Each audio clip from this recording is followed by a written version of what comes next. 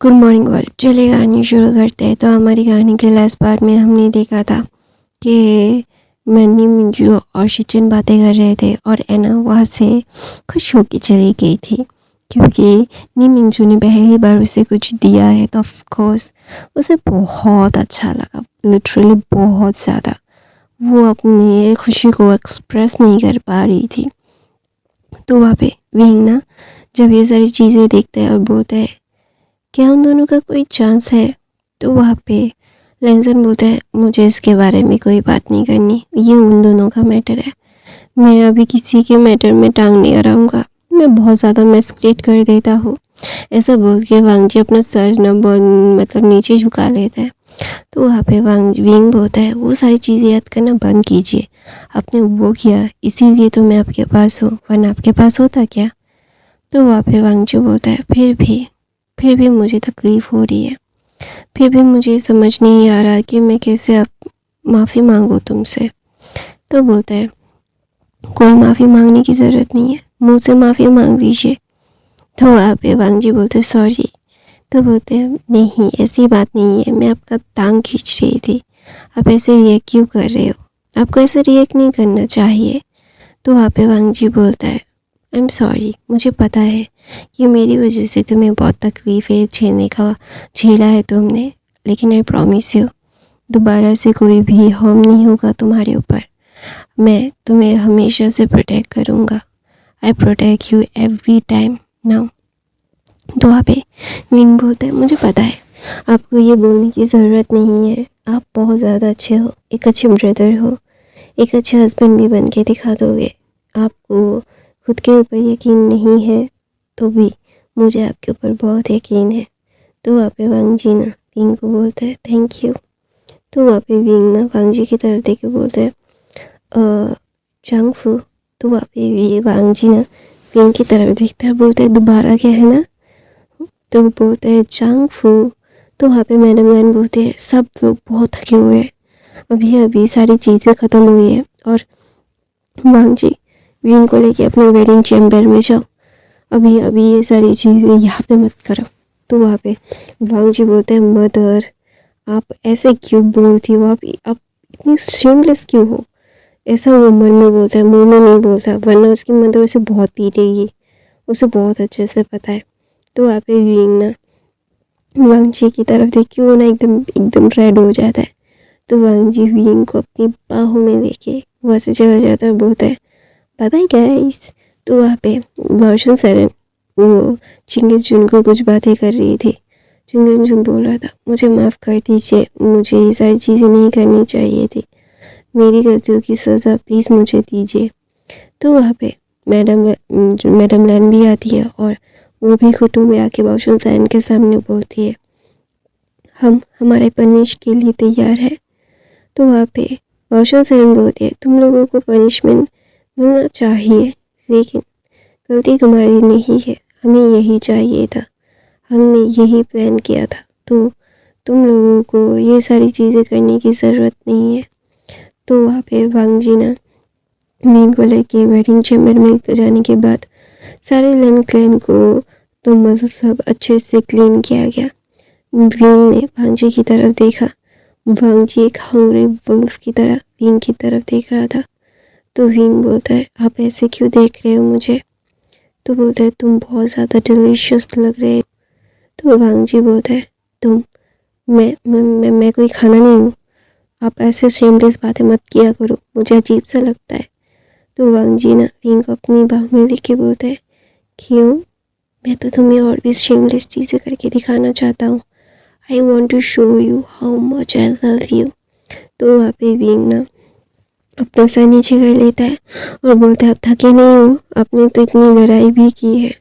तो बोलता है वांग जी बोलता है बिल्कुल नहीं, मुझे कोई थकान नहीं हो रही है, आई नो मुझे क्या क्या चाहिए मुझे रिलैक्स करने के लिए। तो वहाँ पे वांग जी ना विंग को लिप पे बाइट करता है और विंग ना बोलता है आउच, आप ऐसे बाइट क्यों कर रहे हो मुझे। तो बोलता है क्या मुझे नहीं करना चाहिए। तो वहाँ पे विंग ना वांग जी की तरफ देखता है और अपने मतलब उसकी ईयर्स उसके पूरा चेहरा पिंक हो गया था। तो वहाँ पे वांग जी बोलता है ओ मेरा बनी, मेरा क्यूटी पाई, माय लिटिल अर्चिंग आइन, वो ब्लश कर रहा है। और मुझे बहुत अच्छा लग रहा है तुम्हें ऐसे देख के माय लिटिल बनी। ऐसा बोल के अब ये हंग्री लायन अपने लिटिल बनी को खाएगा। तो वो दोनों अपने वेडिंग नाइट को बहुत इंजॉय करते हैं। एवरीडे मीन्स एवरीडे करते हैं। वांग जी ने विंग को एक भी मिनट के लिए नहीं छोड़ा। विंग ने कितनी बार कोशिश की है वांग जी को रोकने की, लेकिन वांग जी रुकने का नाम ही ले रहा था। उसने विंग को नोट किया था, उसने मार्क किया था every single thing he did it that night. तो वहाँ पे वांग जी विंग के फोरहेड पे किस करके बोलते हैं, आई नो मैं बहुत ज़्यादा हर्ष हो गया था बेबी। सुबह के 7:30 बजे वांग जी रुका था और वांग जी विंग की तरफ देखते हैं और बोलते हैं, मुझे पता है मैं बहुत ज़्यादा हर्ष हो गया था। मुझे ये सारी चीज़ें थोड़ा सा कंट्रोल में करनी चाहिए थी। तुम्हारी बॉडी को मैंने बहुत ही ज़्यादा स्ट्रेस दे दिया बेबी, उसके लिए आई एम सॉरी। बट मैं इन सारी चीज़ों को दोबारा से नहीं करूँगा। I am really sorry. तो वहाँ पे वांग जी ना विंग के लिप पे किस करता है। उसके चेरीज जैसे लिप्स विंग को ना मतलब लिटरली मतलब उसे और भी खाने थे, लेकिन विंग के लिप से खून भी आने वाला था। तो वांग जी खुद को रोकता है और बोलता है, तुम तो मेरी हो, मैं कभी भी तुम्हें खा सकता हूँ। ऐसा बोल के वांग जी विंग के साथ फिर से सो जाता है। ऑफ कोर्स कल ही उन लोगों का मतलब उन्होंने युद्ध किया है, शादी भी थी वांग जी की। तो ऑफ कोर्स वांग जी ये सारी चीज़ें अभी आराम करेगा ही, कोई भी उसे डिस्टर्ब नहीं करेगा। तो ऑफ कोर्स वो ये सारी चीज़ें अच्छे से करेगा। तो वहाँ पे वांग जी और विंग सो रहे थे। तो सर्वेंट्स ने उन लोगों का क्या बोलते हैं लंच ब्रेकफास्ट सारा उनके कमरे में ही दिया था। और वांग जी ने विंग को उठा के फ्रेश करवा के विंग को फिर से खाना खिलाया था। उसे आराम करने के लिए बोला था क्योंकि विंग उठने के लायक नहीं है। तो वहाँ पे बाउशन सरन बोलती है, मेरे ग्रैंड चाइल्ड को बुलाओ।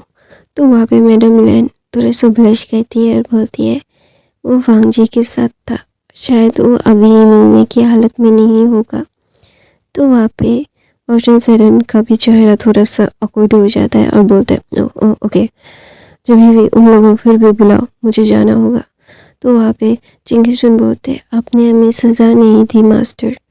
तो बोलते हैं, तुमने मेरे प्लान के अकॉर्डिंग काम किया तो तुम्हें सज़ा नहीं मिलेगी, लेकिन अपने गुरूर को काबू में रखो, क्योंकि मैंने तुम्हें मेरा ग्रैंड चाइल्ड दिया है। इसका मतलब ये नहीं कि मैं तुम्हें आज़ादी दे रहा हूँ, तुम कुछ भी कर सकते हो।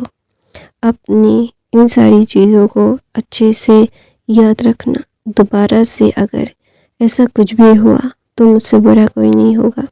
कोई भी किसी के ऊपर ज़ोर ज़बरदस्ती एलिगेशंस नहीं लगा सकता, कोई भी नहीं लगा सकता, और कोई भी ज़ोर ज़बरदस्ती किसी से कुछ भी नहीं ले सकता। अभी होप मैं तुम लोगों को समझा चुका हूँ, और अगर दोबारा से मुझे समझाने का मौका मिला तो तुम लोगों को अच्छे से समझाऊंगा। मैं जैसे पावर दी है वैसे छीन भी सकती हूँ। मैं इतनी आसानी से किसी को माफ़ नहीं करती, और मैंने पावर दी है तो मैं भी ले भी सकती हूँ, ये बहुत अच्छे से पता है तुम लोगों को। तो वहाँ पे ना सॉरी चिंगनजुन और मैडम लैन अपना सर नीचे करके अपना सर नोट करती है और बोलती है, हमें पता है, तो आपको ये बोलने की ज़रूरत नहीं है मास्टर। हम अपने करतूतों के लिए बहुत शर्मिंदा भी है। तो वहाँ पे वांग जी विंग को अपने बाहों में लेके आता है, क्योंकि सर्वेंट्स ने बोला था कि मास्टर बाउसन से मिलना चाहती है। तो वहाँ पे विंग पूरा पिंक हो गया था, क्योंकि तो बहुत शर्म आ रही थी, क्योंकि वांग जी ने ऐसी कोई जगह नहीं छोड़ी थी कि उसने बाइट नहीं किया था, उसके गालों पे हर जगह पे, और विंग पूरा का पूरा पिंक। तो वहाँ पे वांग जी ने विंग को लेके आता है और विंग को वो चलने भी नहीं दे रहा था। सब लोग उसे घूर घूर के देख रहे थे कि वांग जी की बाहों में कौन आ रहा है। ऑफ कोर्स उसका ओमेगा ही। सब लोग ऐसे उसे देख रहे थे टीजिंग वाली आंखों से। तो वहाँ पे बाउशन सरन विंग के पास जाती है, उसका हाथ पकड़ती है और बोलती है, तुम तुम्हें अगर कुछ भी ज़रूरत हो तो मुझे एक बार बुला लेना, मैं आ जाऊँगी। और कोई भी बिल्कुल भी डरने की ज़रूरत नहीं है। मुझे पता है ना कि तुम ये सारी चीज़ें बिल्कुल भी डिज़र्व नहीं करते थे, लेकिन हमारे पास तब कोई ऑप्शन नहीं था बच्चा। और अभी अपनी ज़िंदगी अच्छे से अल्फ़ा के साथ गुजारना, ठीक है? तो वहाँ पे वांग जी भौशन सरन को बो करता है और बोलता है कि मुझ पे दोबारा से यकीन करने के लिए शुक्रिया मास्टर। मैं आपको कभी भी मतलब क्या बोलते हैं, मतलब उसको आपको कभी भी डिसअपॉइंट नहीं करवाऊँगा। I do my best to prove myself. तो वहाँ पे भौशन सरन बोलती है, यकीन किया है मेरी बेटी ने तुम पे, इसीलिए मेरा पोता तुम्हारे पास है। अगर मेरी बेटी की आखिरी इच्छा नहीं होती तो मैं कभी भी तुम्हें मेरा पोता नहीं देती।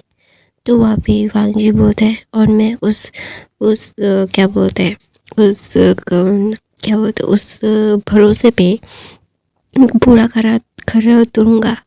कभी भी कुछ भी शिकायत का मौका नहीं दूँगा आपको। मुझे प्लीज़ माफ़ कर दीजिए। मुझे पता है कि मैंने बहुत ज़्यादा गलतियाँ की है, उसके लिए आई एम रियली सॉरी। तो वहाँ पे विंग ना वांग जी की तरफ देखता है और बोलता है कि तुम सच में ये करोगे? तो वांग जी बोलता है, हाँ मैं सच में अपने आप को प्रूव करूँगा कि मैं तुम्हारे लायक हूँ और दोबारा कभी हर्ट नहीं करूँगा, आई प्रॉमिस यू। ऐसा विंग की आंखों में देख के वांग जी बोलता है। और वांग जी बहुत डिटरमाइंड लग रहा था, बहुत ही ज़्यादा ही एक होता है ना कि आई एम कॉन्फिडेंट, ठीक वैसा ही वांग जी था। तो इसीलिए भौशन सरन बोलती है, आई होप यू अंडरस्टैंड। तो वहाँ पे वांग जी विंग ना अपना सर नोट करके बोलता है कि ग्रैंडमा क्या आप मुझसे मिलने नहीं आओगे? तो वहाँ पे भौशन सरन बोलती है, तुम्हें जब भी मेरी याद आए तो मुझे एक बार बुला लेना, मैं आ जाऊँगा, ठीक है? तो भौशन सरन को मैं वांग विंग हक करता है, बोलता है मैं आपको बहुत मिस करूँगा ग्रैंडमा। तो बोलता है मैं भी तुम्हें। ऐसा बोल के भौशन सरन वहाँ से चली जाती है। और वहाँ पे जियान क्लैन, नी क्लैन, मू क्लैन, शू क्लैन सब खड़े हुए थे। सब लोग देख रहे थे। उन लोगों को कोई हिम्मत नहीं थी वांग जी के ऊपर और विंग के ऊपर आके उठा के देखने की भी। तो वहाँ पे मतलब क्या बोलते हैं, वांग जी के पास नी मिंगचू आते हैं और बोलते हैं, मेरे मास्टर ने कहा है तुम पे यकीन करने के लिए, इसीलिए मैं तुम पे यकीन कर रहा हूँ, लेकिन वरना मैं तुम्हारे ऊपर कोई यकीन नहीं करता। और दोबारा से अगर कभी भी किसी को भी हर्ट करना है तो सारी सच्चाई जान के और सही गलत डिसीजन लेके काम करना वांग जी। हर बार माफ़ी नहीं मिलती। तो वहाँ पे वांग जी अपना सर नोट करता है और बोलता है, मुझे माफ़ कर दीजिएगा, मैंने आपसे बहुत ही ज़्यादा बदतमीज़ी से भी बात की है। तो वहाँ पे मतलब निमी जो बोलता है, तुम अपने बहन के प्यार में अंधे हो गए थे, लेकिन हर किसी को ज़ोर ज़बरदस्ती से नहीं प्यार से जीता जाता है वांग जी, ये समझ लो। तो वांग जी बोलता है, मुझे पता है गगा, मुझे माफ़ कर दीजिए। तो वहाँ पे ऐसे ही दिन बीतते रहते हैं और लैन क्लैन ने सारे क्लैन को ये बता दिया कि वो सुपीरियर क्लैन क्यों है, वो उसको डिज़र्व करता है। तो वहाँ पे विंग और वांग जी की मैरिड लाइफ भी बहुत अच्छी जा रही थी। तो वहाँ पे नी मिंगचू और एना की शादी के लिए विंग तैयार था। विंग ने नी मिंगचू को खत लिखा था और बोला था, आपको मुझसे प्यार नहीं है, मैं आपकी जिम्मेदारी था, इसीलिए आपने उसे मना किया, लेकिन आप भी उसे पसंद करते हो। तो अगर आप दोनों एक दूसरे को पसंद करते हो तो शादी करने में क्या हर्ज है? वो आपको पसंद करती है, आपके लिए उन्होंने कितना कुछ नहीं किया है, वो प्यार के लिए क्या कर सकती है ये आपसे मुझसे बेहतर आपको पता है। हम दोनों को पता है कि वो कितनी प्यार करती है आपसे, आपको एक मौका देना चाहिएगा। तो नी मिंगचू बोलते हैं, मैं शादी नहीं करना चाहता पूरी ज़िंदगी। तो बोलता है, ये रबिश है का, लाइफ पार्टनर कभी भी कमज़ोरी नहीं होता, ताकत होता है। तो वहाँ पे नी मिंगचू बोलता है, इसीलिए नहीं, मैं अपने भाई का ध्यान रखना चाहता हूँ। मैं नहीं चाहता कि मेरा भाई ये सोचे कि मैं उसके आने से उसकी ज़रूरत कम हो गई है। मैं अपने भाई का बहुत अच्छे से ध्यान रखना चाहता हूँ। मैं नहीं चाहता कि मेरा भाई कोई भी गलत सोच रखे। मैं जानता हूँ कि मेरे भाई को बहुत तकलीफ़ होगी अगर मैंने किसी को भी अपना पास रखने की कोशिश भी की तो, और मैं ये नहीं चाहता। तो वहाँ पे विंग ना जब ये सुनता है तो हंसता है और बोलता है, तो फिर मेरे भाई के साथ जियांगशन के साथ मैं क्या बोलते हैं न्यूसन की शादी करवा दो और आप और एना शिजे शादी कर लो। तो वहाँ पे निमिंगजू बोलते, क्या बकवास कर रहे हो, क्यों ये लैंड में एक सभा हो रही थी, एक खाने का बैंक्वेट रखा गया था विंग के जन्मदिन की खुशी में। सब लोग विंग की ऐसी बातों पे ना थोड़े से शॉक हो गए थे। उन्हें समझ नहीं आ रहा था कि वो विंग को संभाले कैसे। और नी मिंगजू के ऊपर विंग पॉम पे पॉम्प हो रहा था और नी मिंगजू बहुत ही पेशेंसली विंग को समझा रहे थे कि ये पॉसिबल क्यों नहीं है। तो वहाँ पे विंग ने बोल दिया उसकी सारी मतलब नी मिंगजू की सारी प्रॉब्लम्स का हल विंग ने दे दिया। और अभी नी मिंगजू को इस बारे में सोचना पड़ेगा क्योंकि विंग बहुत ज़्यादा डिटरमाइंड लग रहा था। तो वहाँ पे विंग ना कुछ भी नहीं कहता और बोलता है, अब मुझे पता है कि आप क्यों नहीं करना चाहते, लेकिन प्लीज़ सारी चीज़ें ख़त्म हो चुकी है। जैसे जैसे आप लोगों ने बोला था आप लोगों को करने के लिए आप लोगों ने किया है, तो ज़िंदगी में आगे बढ़ना कोई गलती नहीं है। तो वहाँ पे विंग ना ऐसा बोलता है और निमिंजू की तरफ देख के बोलता है, अपने दिल की सुनिए और दुनिया के बारे में सोचने की ज़रूरत नहीं है। दुनिया आप लोगों की खुशियाँ नहीं चाहेगी, दुनिया सिर्फ और आप लोगों का दुख देखना चाहेगी। तो दुनिया में कितने सारे लोग हैं, तो दुनिया की सारी चीज़ों के लिए खुद को ब्लेम करना ये अच्छा बात नहीं है। खुद की खुशियाँ भी देखनी चाहिए। ऐसा बोल के विंग ना निमिंजू से मतलब चेहरा हटा के और नी हुसैन और जियांगशन की तरफ देख के बोलते हैं, शादी कर लो उससे, उसकी वजह से उसके घर कभी नहीं कर पा रहे हैं। तो वहाँ पे मैडम यू बोलते हैं, ये क्या बकवास कर रहे हो तुम। तो बोलते हैं, मैं कोई बकवास नहीं कर रहा, मैं नी हुसैन और जियांगशन एक दूसरे से प्यार करते हैं। तो वहाँ पे मैडम यू बोलती है, क्या सच है। तो वहाँ पे मतलब जियांगशन ने कुछ नहीं कहता। तो नी हुसैन बोलता है, हाँ ये सच है, मैं इससे प्यार करता हूँ, ये मुझसे प्यार करता है। तो वहाँ पे नी मिंगजू बोलता है, तो हमें पहले क्यों नहीं बताया। तो बोलता है, क्योंकि ये बताना नहीं चाहता था। तो वहाँ पे मैडम गुस्से में देखती है और बोलती है, अगर किसी रिश्ते में हो उसकी जिम्मेदारी लेना सीखो। ऐसा बोल के जियांगशन की तरफ गुस्से में देखता है। तो जियांगशन बोलता है, मैं डरा हुआ था कि आप उसे एक्सेप्ट करोगे कि या नहीं। तो बोलता है, ये बकवास है, ये बकवास चीज़ है ना, करना बंद करो। और ये सारी चीज़ें मैंने बहुत ज़्यादा ही बोल दी है। अभी वो नी मिंगजू की तरफ देखता है, मैडम यू बोलता है, मैं आपकी बेटी का भाई का हाथ मांगूंगा एक प्रॉपर वे में, एक ओमेगा को जैसे रिस्पेक्टली लेके आया जा सकता है, ठीक वैसे ही आपके भाई को हम लेके आएंगे। आपको कोई एतराज़ है। तो वहाँ पे नी मिंगजू बोलते हैं कि अगर मेरे भाई को कोई एतराज़ नहीं है तो मुझे भी कोई एतराज़ नहीं है। तो वहाँ पे वांग ना अपने भाई को हक कर लेता है। तो वहाँ पे मैडम लेंस कुछ भी नहीं कह रहे थे, क्योंकि वो नी मिंगजू को बिल्कुल भी फोर्स नहीं करना चाहते थे अपनी बेटी के लिए। वो कोई भी दबाव बनाना नहीं चाहते थे नी मिंगजू के ऊपर। तो नी मिंगजू बोलते हैं, नी हुसैन की शादी के बाद मैं लैंड में रेड स्कूल भेजूँगा एना के लिए। एना पूरा पिंक हो गई थी। तो वांग बिंग बोलता है, तो फिर आपकी शादी और नी हुसैन की शादी एक ही दिन करवा लीजिए तो ज़्यादा अच्छा होगा, लैंड में करेंगे तो ज़्यादा अच्छा होगा ना। तो वहाँ पे नी हुसैन बोलता है कि लेकिन तो वहाँ पे ज़्यादा परेशानी नहीं हो जाएगी। तो वहाँ पे विंग बोलता है, क्यों परेशानी हो जाएगी। तो अचानक से विंग को वोमिटिंग फील हो रहा था। विंग अभी 3 मंथ प्रेग्नेंट था, तो विंग को वोमिटिंग फील हो रहा था। तो उन्हें उठ के भाग के वोमिट करने चला जाता है और वांग जी उसके पीछे पीछे आ जाता है। तो वांग जी बोलते हैं ऐसे खाने में बात मत किया करो तुम कभी भी मेरी बात नहीं सुनते और अपनी तबीयत ख़राब कर लेते हो, क्यों विंग? तो वहाँ पे विंग बोलता है शॉली। तो बोलता है वांग जी बोलता है अभी चलो।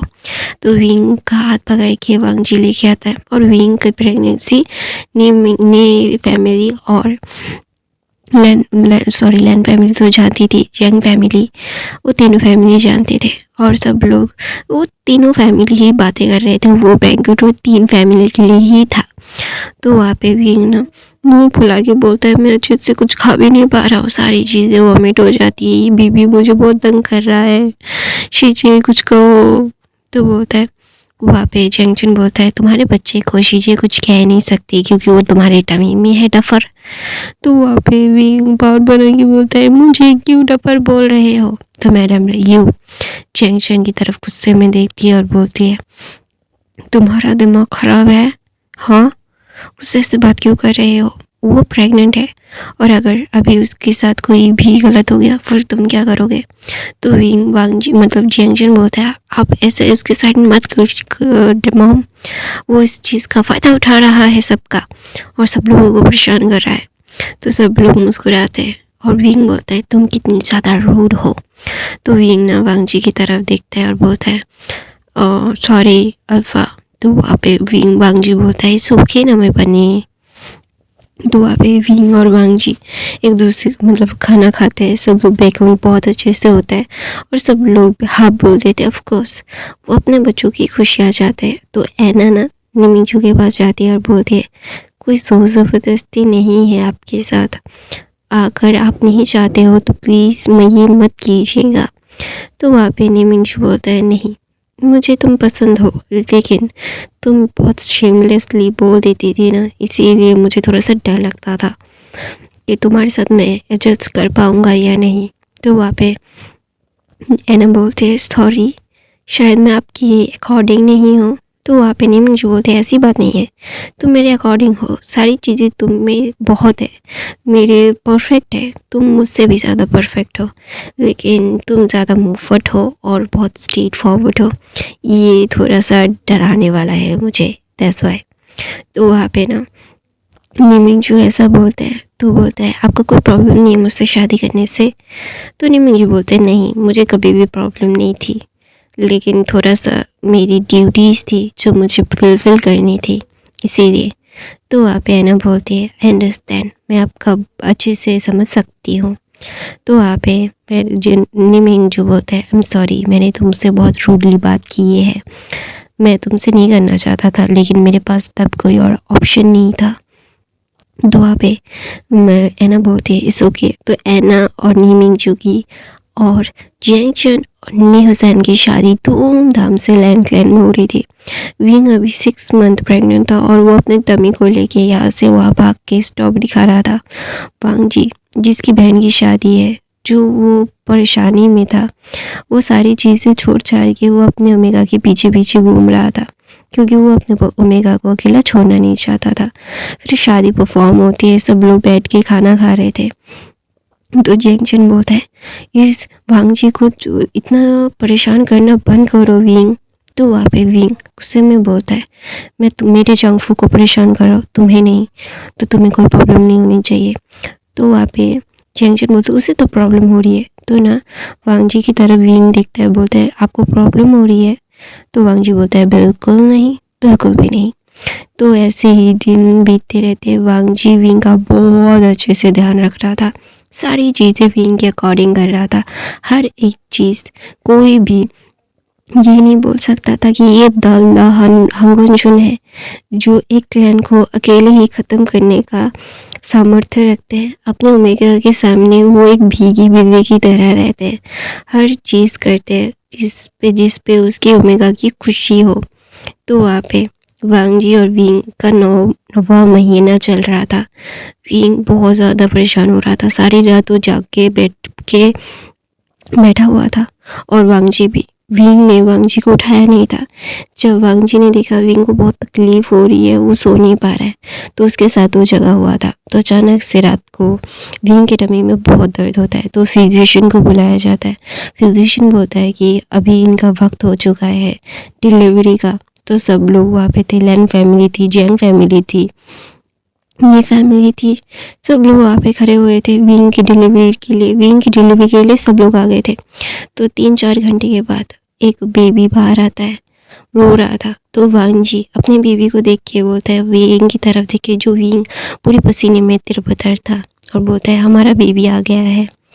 तो वांग जी बोलता है हाँ हमारा बेबी आ गया है बेबी। ऐसा बोल के वांग जी विंग के फोरहेड पे किस करता है। और मैं अपनी कहानी यहीं पे ख़त्म करती हूँ। ये फ़ैन फिक्शन यहीं पे ख़त्म होता है। आई होप आपको ये फ़ैन फिक्शन पसंद आई होगी गाइस। तो पसंद आया तो लाइक कमेंट सब्सक्राइब ज़रूर करना, नए हो तो बाकी के फ़ैन फिक्शन देख लेना। और मैं वन शॉट फ़ैन फिक्शन डालती हूँ कभी कभी, तो उनको भी देखना।